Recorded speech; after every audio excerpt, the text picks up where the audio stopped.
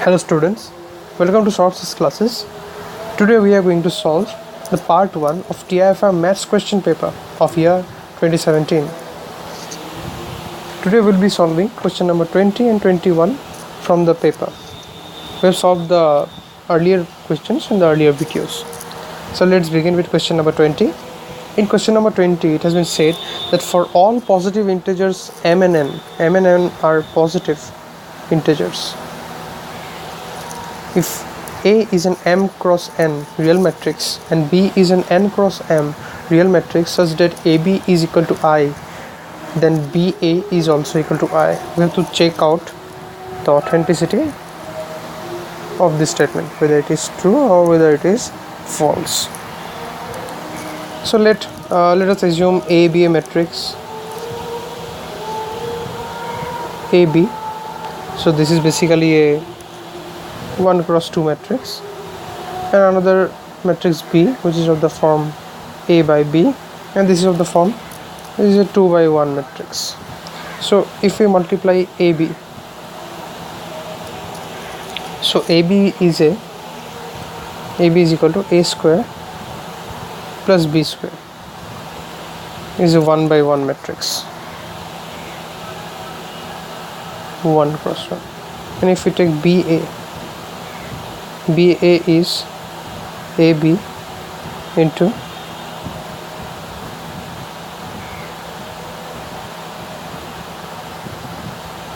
so this is equal to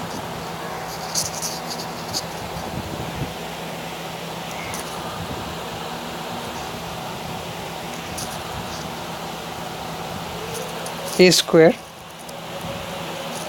plus AB and A square AB and B square. Now we have been said that AB is equal to I, implies A square plus B square is equal to 1. Now if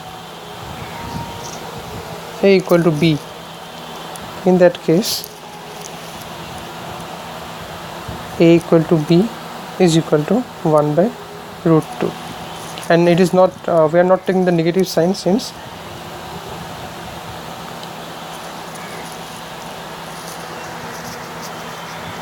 all positive integers are taken into account. So is AB equal to 1 by root 2. So then BA will come out as 1 by 2, 1 by 2, 1 by 2 and 1 by 2, and this is not an identity matrix. So the statement is false.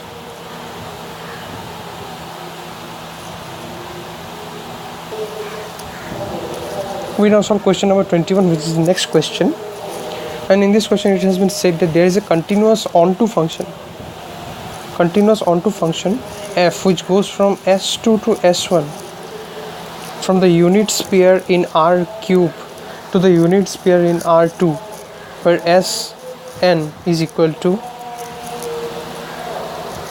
V, where V belongs to the to R n plus 1, and the mod of V is equal to 1, and this denotes the unit sphere in R n plus 1, this space, the n plus 1 space.